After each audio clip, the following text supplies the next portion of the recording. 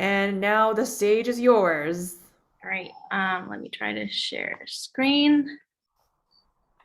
All right, does everybody see my screen? Yes. Perfect. Well, thank you everybody for paying attention, for still having some energy to follow along this presentation. I really hope you do. It's going to be jam-packed with stuff.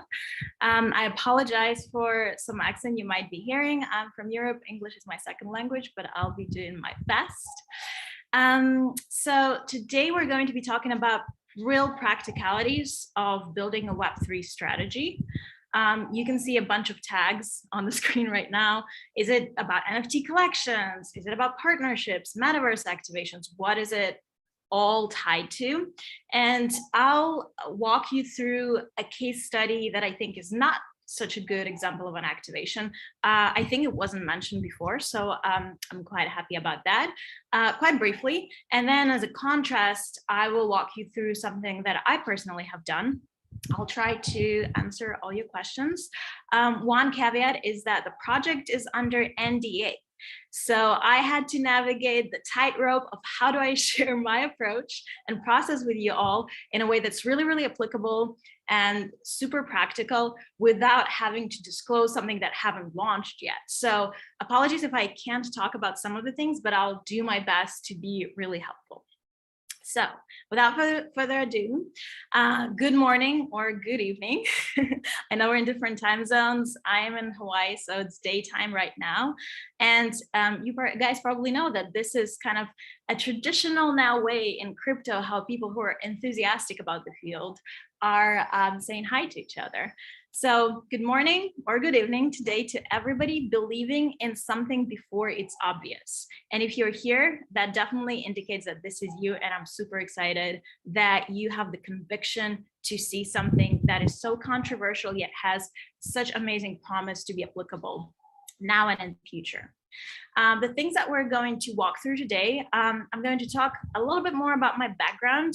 I will be making some controversial statements, so I would love for you to know where I'm coming from, why am I so sure of them, and what work have I done in the field of innovation and crypto to be making such statements.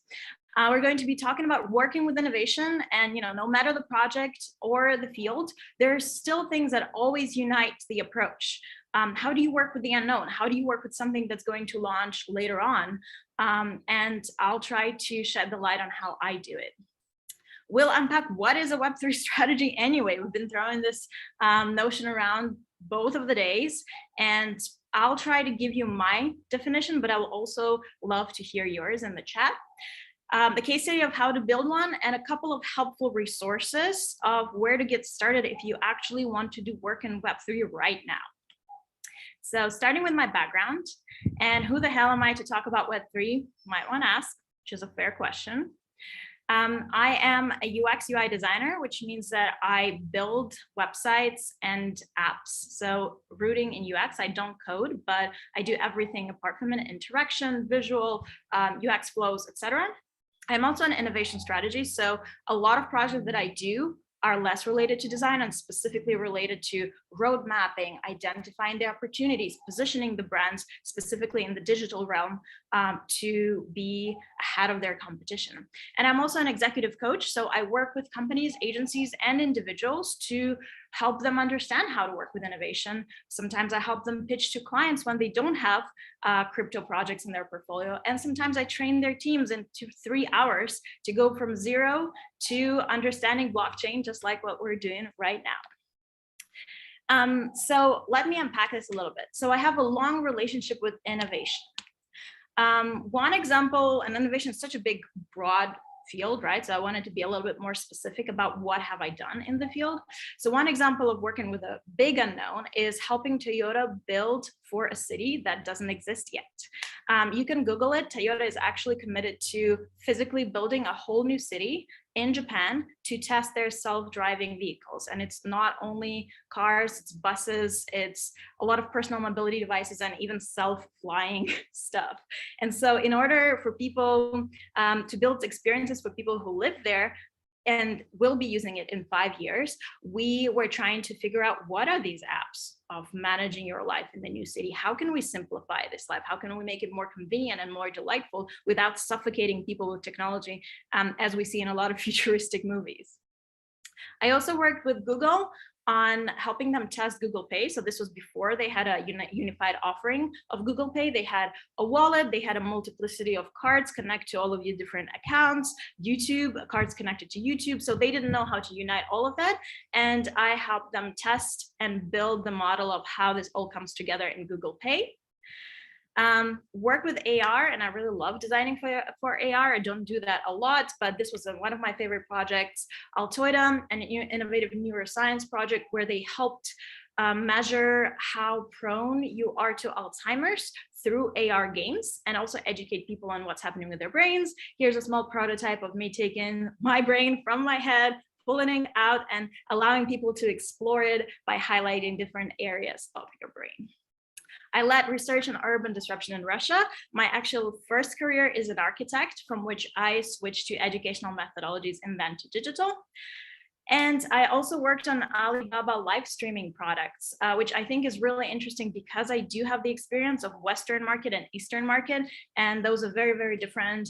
Ironically, they did not utilize what we built specifically for the Alibaba app, but they launched a companion app on the Chinese market, I think, that utilizes some of the experiences that we built for the original app. I also have a short but meaningful history with crypto specifically. I've been personally trading since 2016. I have designed a British NFT marketplace called Carbon, which was actually the beginning of my professional career in Web3. And just as some of the speakers before me mentioned, I had to learn by doing. This was my first ever Web3 project. At that point, I did not have any interest in the field.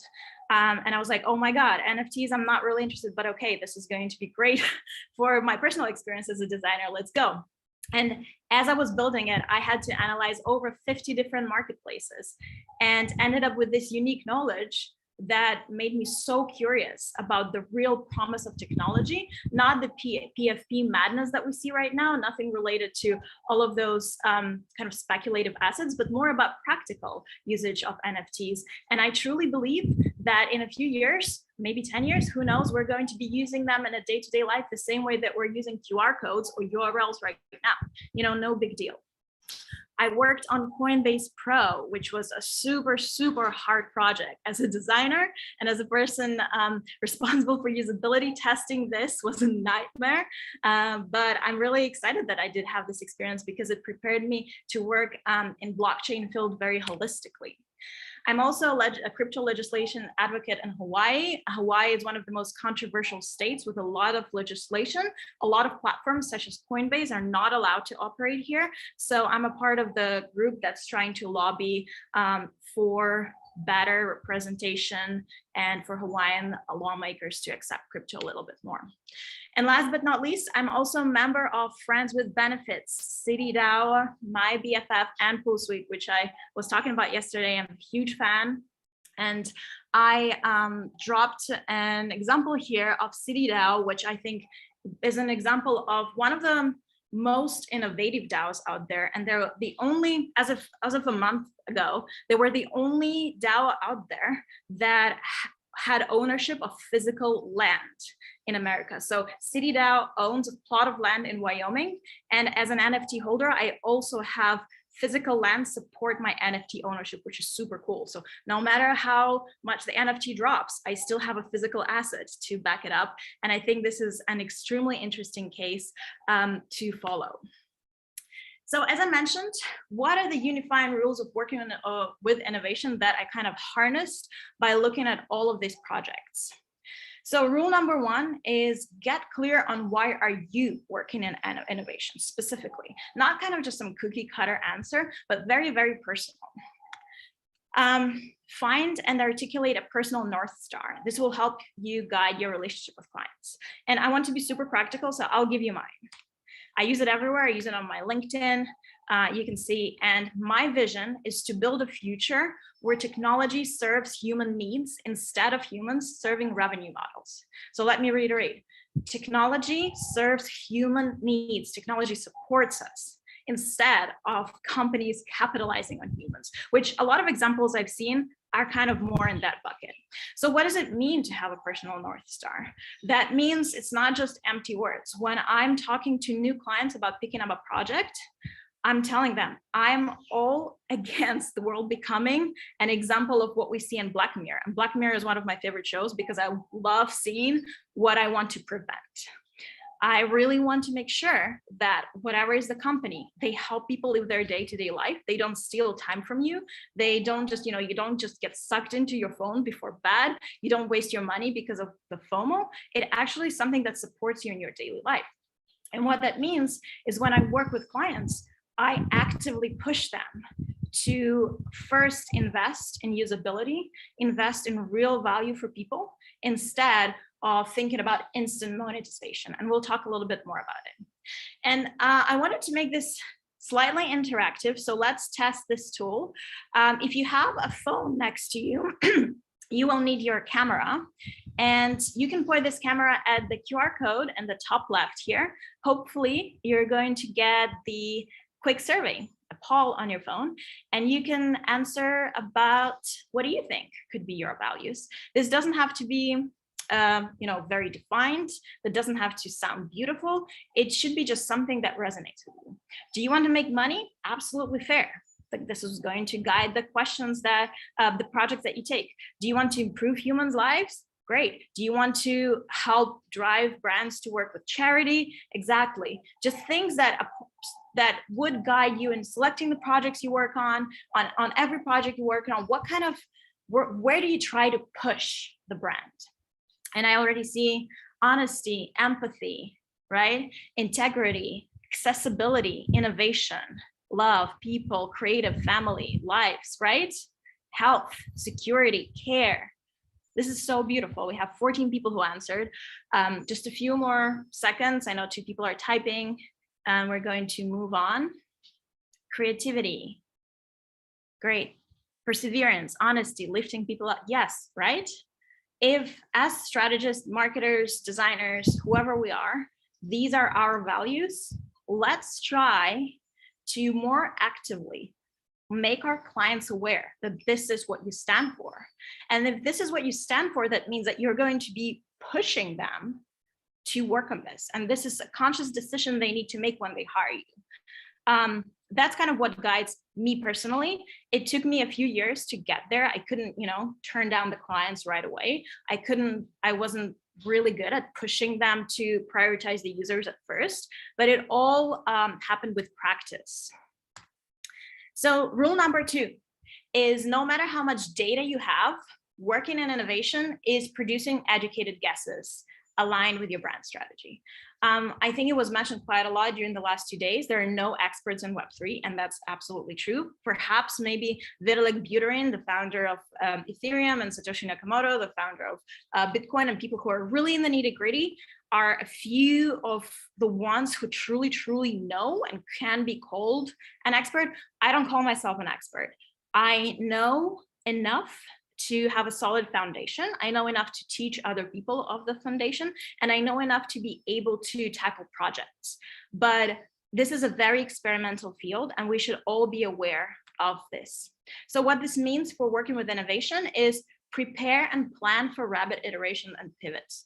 So don't be super convicted of the fact that whatever you design is going to end up like this. Just be prepared. If it doesn't work, we have a plan B. If it doesn't work, we have a plan C, or at least put some metrics in place to see what exactly is going on so we can pivot. Another practical advice is bake in a little bit of post-launch testing and iterative time in your scopes to say, okay, we led you to launch. We're also throwing in a month of metrics observation, or a strategy session in a month after launch where we look at the results, and if we need to pivot, we're going to help you. Rule number 3, prioritize real audience needs. And what does it mean? When we think about tokens and Web3 and all of the things that owning NFTs give to people, it's actual things that really help your daily life. Helpful resources, inspiration and awe, sense of belonging, functionality and convenience, helps you save time on mundane tasks, personal growth, finding your tribe. And it seems kind of random, but it really is not when you start overlaying it on the pyramid of human needs, right? It's quite straightforward and simple, but I think some of the most usable things, most helpful things are really, really simple, right? So that functionality and convenience, helping you save time, helpful resources, they're at the very bottom. Just help me do my job, right? Help me just achieve my goal. Finding your tribe, feeling the sense of belonging is just your closeness to your community and how your community sees you. Inspiration and awe and personal growth are those kind of higher level things that you can provide. They're hard to provide, but if you really understand your audience, that's going to help you elevate them to a new place. So with that, what is a Web3 strategy anyway? Let's try to define it by how brands currently interpret it. We've looked at a lot of different examples today. I would like to offer Budweiser as an example. I found some interesting documents to look at. There's quite a lot. They've been in the field for almost a year now, so there's a lot to analyze. So let's look at that. But before we do that, one last time, I think maybe there's one more, but one last time, take your phones, please scan this code. And I would love to hear your opinions on who do you think is the core Budweiser audience? Who do you imagine? Who comes to mind? Do you know somebody who's like super fan or just drinks Budweiser? Just give us some descriptors. I think we can do more than one word here. We can do like full sentences or descriptors or great. Keep going, keep going. Okay. And you can be more ruthless in your descriptions. Just throw these descriptions in. Dude wearing a trucker hat. Yep. Sports fans, college kids, beer pong, frat boys, sorority girls, Megan dads, 25 to 50-year-old men, concert goings, male older demographic, MAGA, hipsters. Okay, that's all fair. That's, that's the brand perception. The way you see it, that is the brand perception. It's all fair. Murray Hill, yes, New Yorkers. I used to live in New York. Okay, Republicans, hipsters. Okay. I'll give you just another second to my dad. Fair. It's not all just homogenic. It's all different people. But whoops, I need to exit this. You know what? I'm just starting to, I was like, how do I exit this? How do I exit presenter mode? Panic. Okay, I think I exited it. All right. So you can keep voting if you want. Let's look at what they've been doing.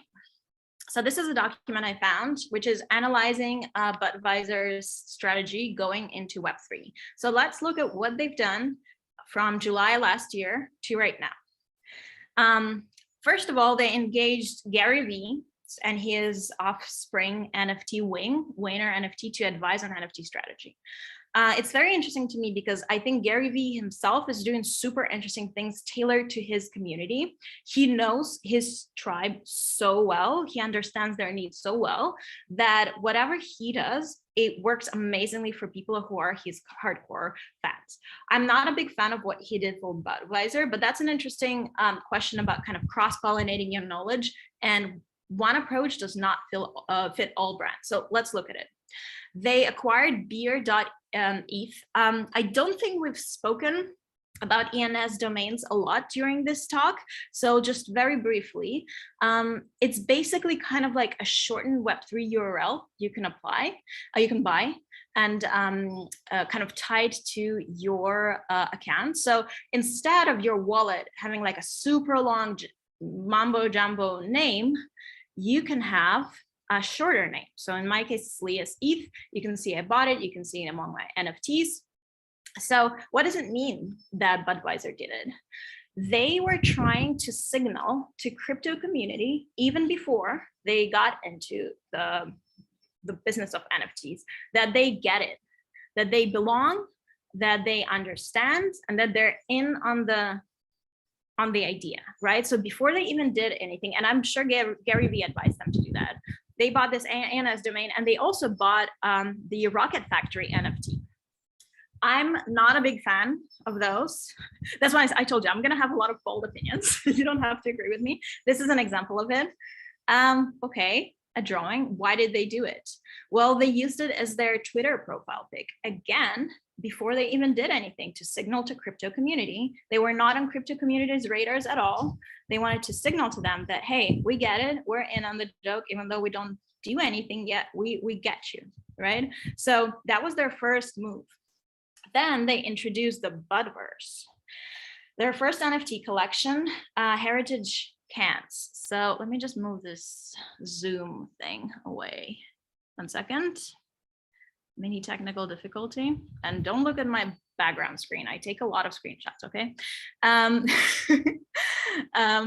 And we're going, why is the Zoom control panel? Oh, okay, there we go, moved it. So let's look at the Budverse and what it is. First of all, we look at their website, right? Budweiser.com/NFTs. They have their latest launch here. And I'll just be reading it to you the way I read it as a Web3 strategist. Okay, cool. They try to associate themselves with sports. Yes, it's kind of very much their brand.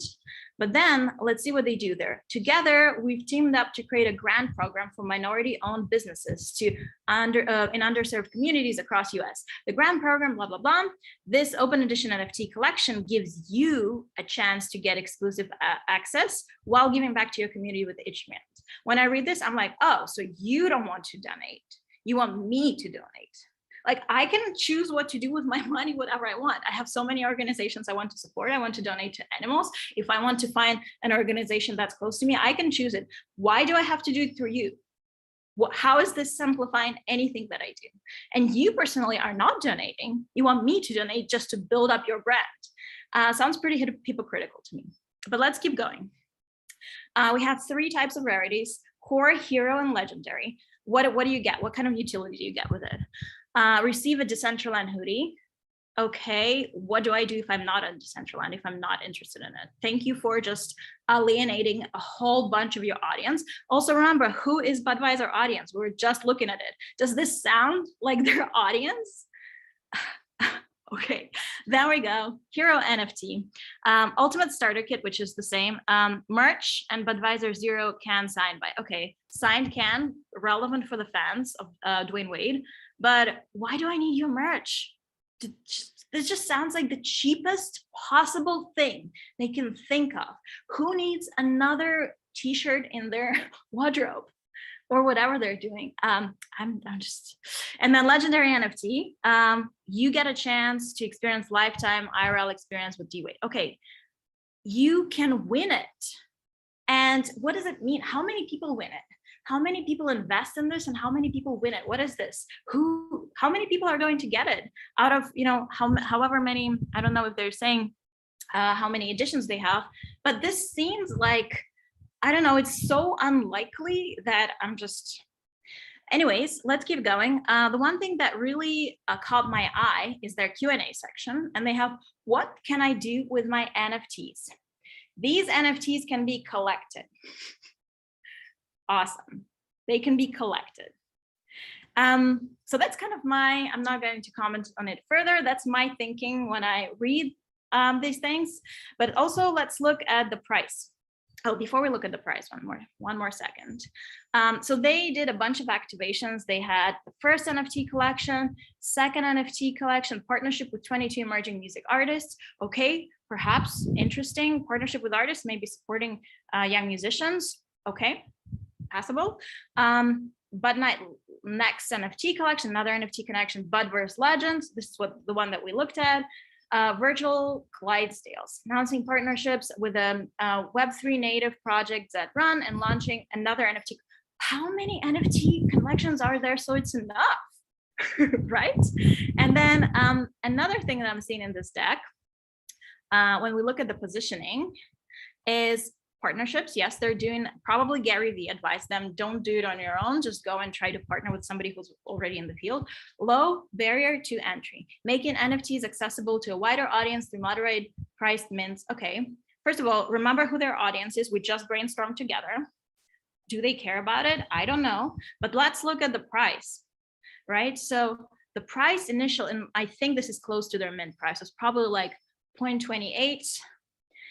Then it jumped a little bit more to 1.3, and then it just, nobody cares. We were just had previous speakers talking about, how do you look at success of NFT? Nobody cares, is my read on it personally. If you disagree with me, please drop it in the chat. I would love to hear your take on it. And then I feel like there's nothing else I wanted to look at this document, but yeah. Oh yes, the metric, that's what I wanted. Their KPIs, super interesting to me, right? We had a question about KPIs. It's all about how much they sold. Isn't this insane? In my mind, the way a brand who thinks about their KPIs like this is a brand who just wants to do a cash grab on tokens. This is not about somehow helping their community, somehow bringing the value and benefit to their community. This is all about, oh yeah, hey, we capitalized on the wave, we made some money, we didn't miss out, right? This is success. And everybody's like, yes, it's a successful case. It is successful because they grabbed our money. And just coming back real quickly to the question about what are the real successful KPIs of an Web3 project launch for a brand. I agree that, there's still very much, it's hard for us to figure out what those are. But I can tell you a couple. One of them is how strong and engaged is your community. I'm not saying that Discord is the one answer that fits all, but if you do launch a Discord, it's really the correlation between how many people joined your Discord, which very often are just people who are trying to buy something and resell it real quick. So the amount of people in your Discord means absolutely nothing, means zero. But what does mean something is the amount of people actively engaging and posting on Discord every day. And what do you think would have people do that? Real brand engagement, real utility. So that's my answer to the question about KPIs. So one of the KPIs is real engagement of your community, how much they really care, how much they care on a daily basis to come back and talk about it. And I think more KPIs that are real and practical are going to emerge in the nearest time as we observe more and more brand launches. So with that example, and with my personal experience also, the questions that brands are asking when they're considering going into Web3 are most commonly the following. Should we launch an NFT collection? Whoops, I need to move this thing again. How do we operate as a brand in metaverse? Are we missing out on additional revenue? Are we missing out on building a hardcore fan audience? So you can see it's very, very driven by FOMO. And it's mostly, oh, everybody's doing, we should be doing. We want to be perceived as innovators, so we have to be doing this. And oh, we see someone else really having their audience finally find an outlet to talk to each other, talk to the brand, contribute to the brand. We're just going to copy it. Instead, I think these are the questions that the brands should be asking. How can we improve our users' journeys leveraging Web3?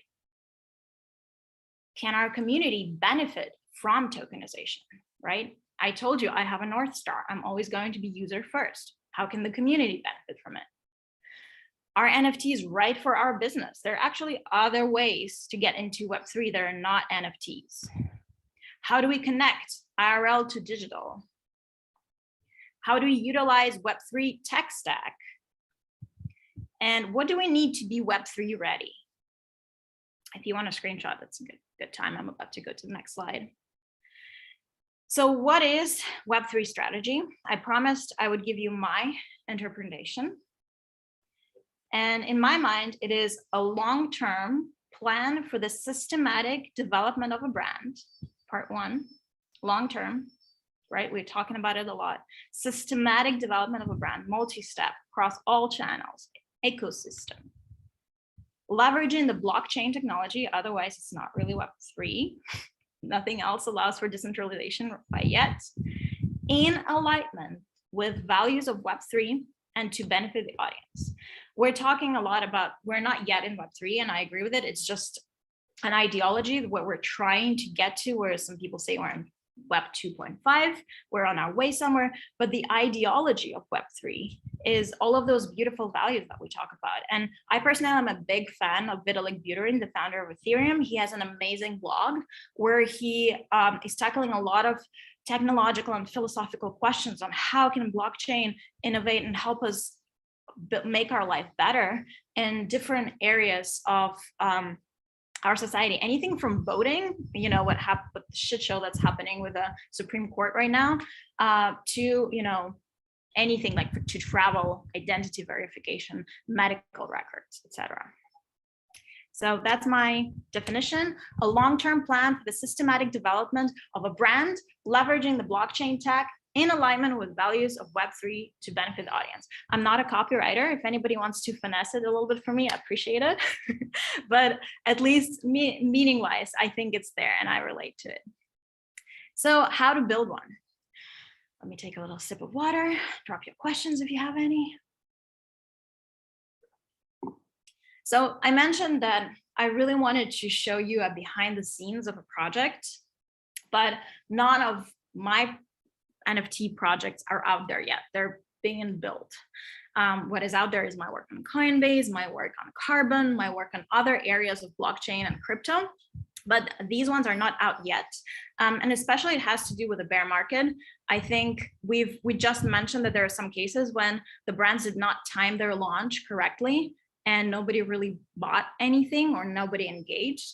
So the case specifically that I'm going to be showing today, I think they're waiting for a better time, but they're really huge fans of what we designed for them. And as much as I can, I'm going to try to show you the process and a little bit of what it is, but I cannot, unfortunately, I'm sorry, disclose what it is exactly. So a case study. It's a luxury brand selling items that hold emotional significance long-term. So imagine it could be something like engagement ring, but it's not an engagement ring, not even close. But you get an understanding. It's expensive. It holds emotional value. It has real applicable usage, but also in the long term, it's still significant, right? You care about it. So what we did, step one, we looked at the brief and critically looked at the brief that the client brought to us, and we questioned it. So the brief was kind of the following, kind of followed very typical tropes. We want to launch an NFT membership club. We want to launch 1,000 NFTs. We want to drop them in different rarity and different price levels with different traits. And we want to link the artworks to compelling roadmap of benefits. I personally am slightly allergic to roadmap of benefits. It's really nice to disclose to your community what you're planning to do, but very often I got distracted because I was like, am I out of time? Tina, let me know, unmute and let me know if I'm still good. You're good, you're good. Okay, great, thanks.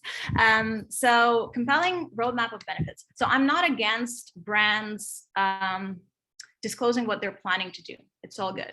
But for your benefit to be, you can unlock more NFTs that unlock more NFTs that unlock more NFTs that one day are going to give you this, I think is bullshit. So my personal conviction is provide people with utility, real utility right away.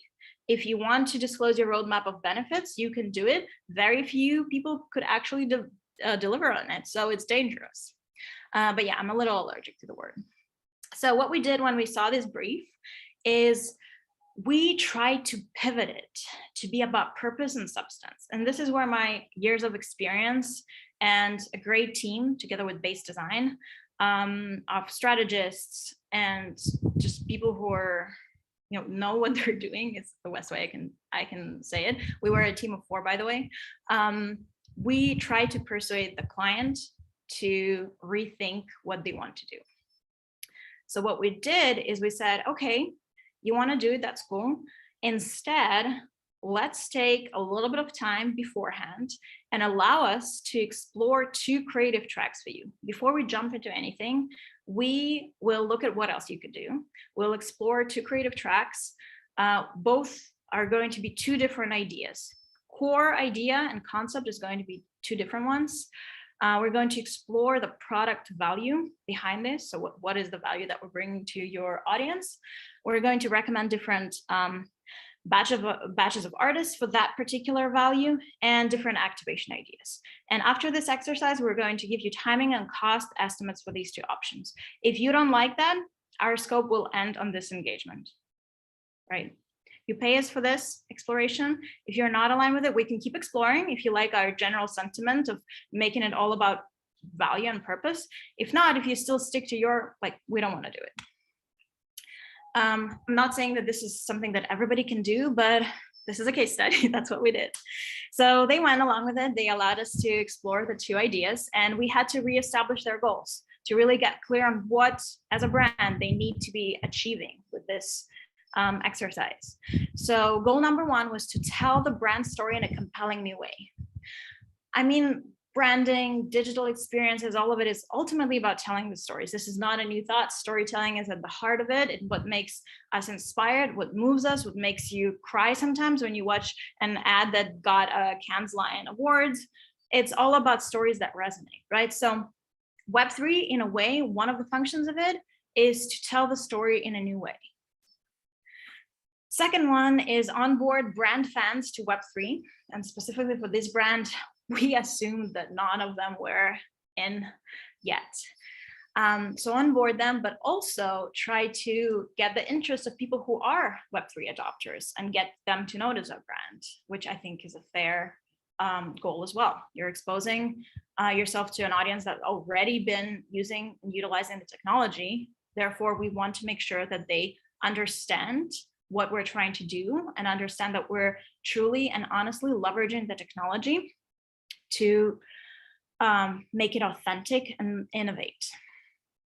Number three, provide our audience with new inspiring experiences. Get that wow, really move them.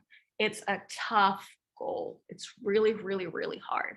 But we set that goal for ourselves because we would not compromise on what we're trying to achieve here. So these were our new goals.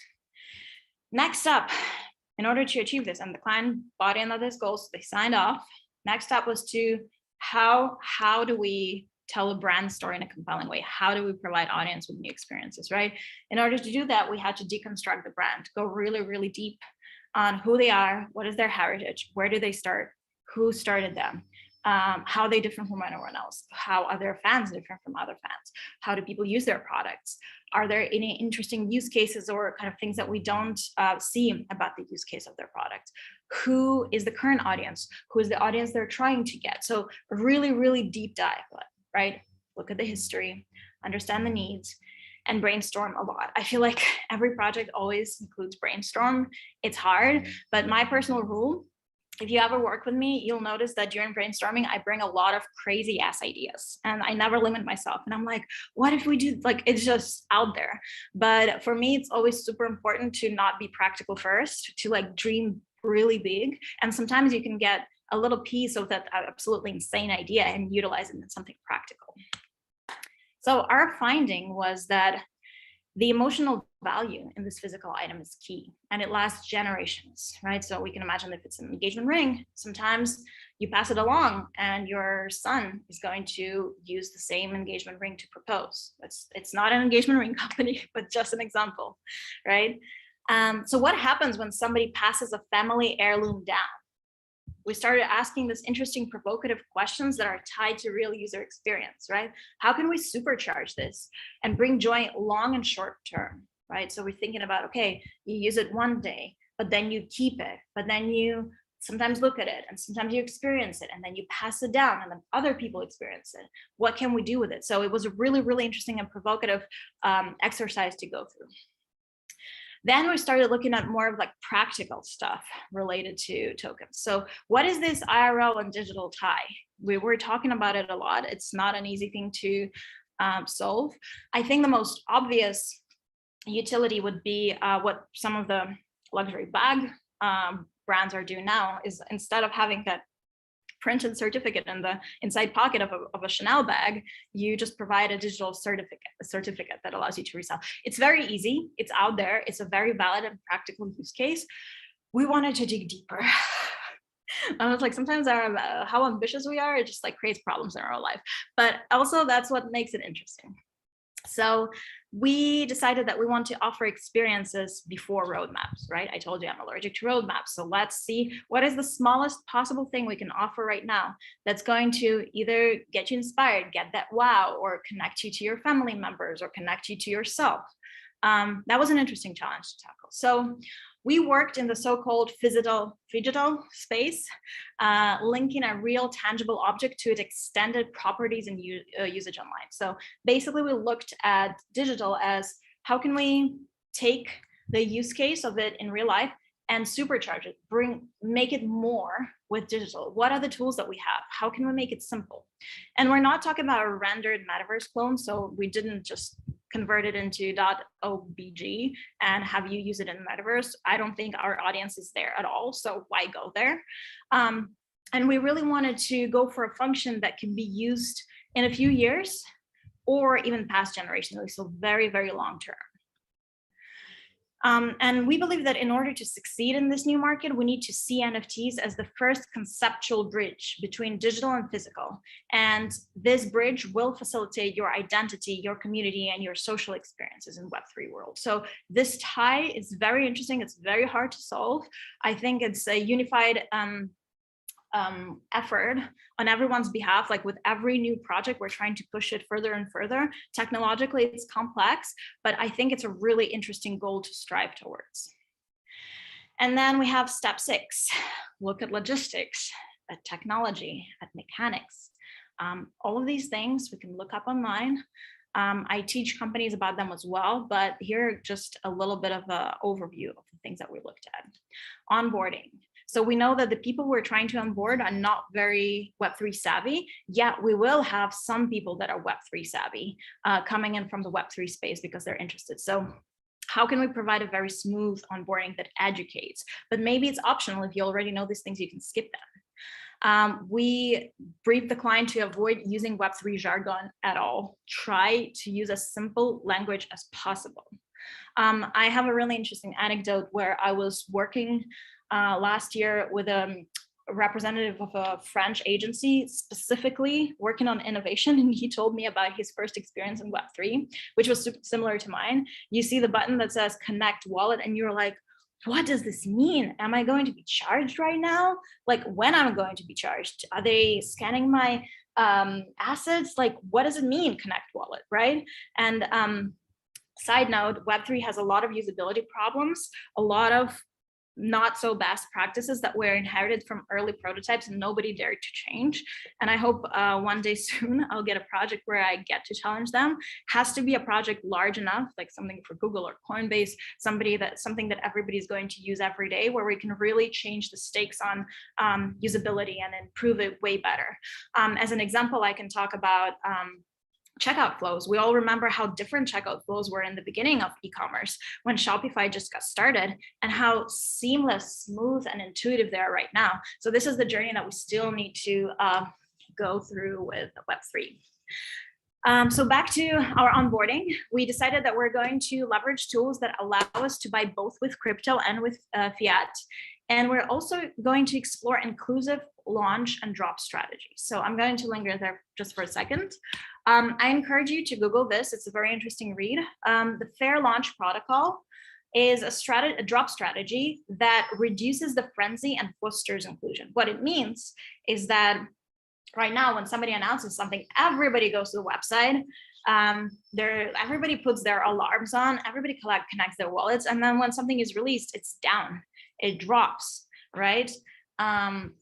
So the Fair Launch Protocol is a phased approach where you can very slowly allow everybody who is interested to sign up, and without any frenzy or craziness, get the token. And there are many different variations on that. I probably won't be able to answer a lot of questions on that. I'm not a developer. But what is interesting about it is that this is the methodology that can be used to onboard, and it could also be used greatly for marketing, because you have multi-phased approach where you first announce that something is coming, then you reveal what is coming, then you have a phased way to mint it, and not necessarily kind of the whole whitelist. There's many different ways that you can spin it, but the ultimate goal would be to allow everybody who wants it a fair time to get it without like, missing out in 3 seconds, right? You have a fair amount of time to do it. And then step 7 is to choose the chain. And blockchains vary in characteristics. There are quite a lot. We know that Ethereum is the core one right now, but the characteristics that chains vary on are audience size and exposure, right? So there are way more people on Ethereum than on Solana. Cost per user, the gas fee specifically, but also cost of development on the back end, how much it costs for you to launch something on Solana versus Ethereum. The type of blockchain technology will also influence the CSR score, and every chain has its own type of marketplace or pre-built solution. So you can see here that in case of Solana, for instance, the marketplace that people used to leverage during the time of us developing this project was Magic Eden. This was before OpenSea started experimenting with other chains, right? And you can see that Ethereum uses proof of work, proof of stake. So this is not a blockchain one-on-one. I'm not going to go too far, but in general, these are all the things that we had to think about when we helped them develop their strategy, right? Then the last step I'm going to disclose right now, and I want to talk a little bit more about it, is dreaming big and piloting small. What does that mean? So I mentioned that our goal was to bake in experiences that can help our users learn more about themselves by using the item and its extended digital properties, reflect on themselves, and bring them closer to their family over the years. That's a very, very, very bold strategy. And we had the brand to commit to very particular convictions during kind of sign off on the concept. We just want to say, hey, if you sign off on this, these are the consequences. You cannot just, half-ass it. So the core consequences are you're departing from building on momentum to building for the future. We will develop this, and this has to be future-proof. It has to be long-standing. It has to be a technology that's not going to go poof in 5 years. Something that has run for a while or has promising potential to run for a long time, something that has a lot of investment, that we know that there is a lot of stake behind it and it's not going to just disappear or get acquired and that's it. So there needs to be a lot of research on what we leverage for this long-term solution. And if something does disappear, we have to have a team constantly monitoring the alternatives. It's a commitment. It requires resources. So just standing behind the idea is not enough. And to leverage the full potential of this opportunity, they will need to commit the right resources, the time, the funds, the talent, in the right amount. This is what happens when you actually really enter Web3 in a serious way, not as a quick activation. I really loved that in the chat that was mentioned, activation mindset versus product mindset. But you actually say, we want to commit to it. And we did explore different ways, and I think I'm going to be talking about it in a second. So I'll just pause and I'll see. I think I have it in the next slide. So instead of just done for the profit, we're doing it for the pioneer credit. So we want to position this brand as a trailblazer exploring the frontiers of innovation. And for this to ring true, financial objectives should be a contributory driver rather than the primary goal of the experiment. Think about it as a big investment of brand building and investment in your user experience that is going to pay off in the long-term customer value, not in the short-term exercise. So as a recap, step 1, critically examine the brief. Pivot if necessary. Try to pivot as much as you can, following your personal North Star. Establish relevant long-term goals. Not activation, but product led. Thank you for that quote. I love it. I'm going to be using it from the chat. Root the project deeply in brand's history and day-to-day usage of their product. Offer experiences before roadmaps. Figure out the chain, the drop strategy, the onboarding. Dream big, pivot small, get the brand to understand and sign off on long-term commitments. These are the things process-wise I can disclose. It was quite hard. I had to learn a lot. I had to read a lot. I had to seek people in DAOs to consult me. That's part of the reason why I belong to several DAOs as well, because I met quite a lot of people who are way more well-versed in launching projects like this than me, who can help me answer some questions on technology, especially not being a developer. There's a lot of complicated stuff, but don't be afraid. Your client probably understands way less than you, which is great news. And last but not least, I wanted to share a couple of resources. And these resources are not really related to building Web3 strategy, because I haven't yet seen a lot of published case studies on something that's not a money grab, or just like, oh, we're giving you a hat in the metaverse, or you can buy 20 NFTs if you buy this NFT, right? So I haven't seen a lot of case studies out there that I can share with you. But what I thought I could leave you with is, I know that getting started is scary, and sometimes you don't have clients willing to go there, but you really want to get this experience, right? So I thought the best way to get this experience is to participate in different DAOs and try to do something related to them. So I'll share a couple of resources, and I will drop them in the chat, and I'll share them with Tina so she can follow up with them. So resource number 1 is web3.career-DAO jobs. You will see interesting small tasks that you can pick up depending on your knowledge and skill set that you can perform with DAOs and get a little bit more experience. There's another project called Everywhere DAO. They post really interesting opportunities. You don't have to be a member to see them. DAO Central has been mentioned. You can also see different DAOs and see which one resonates with you, which one sounds interesting. City DAO, the one that I already mentioned, has a lot of really interesting things.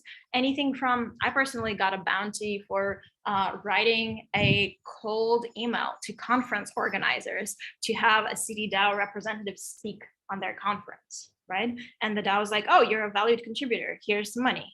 Amazing, right? You're not working for free. There is also DAOmatch.xyz/jobs.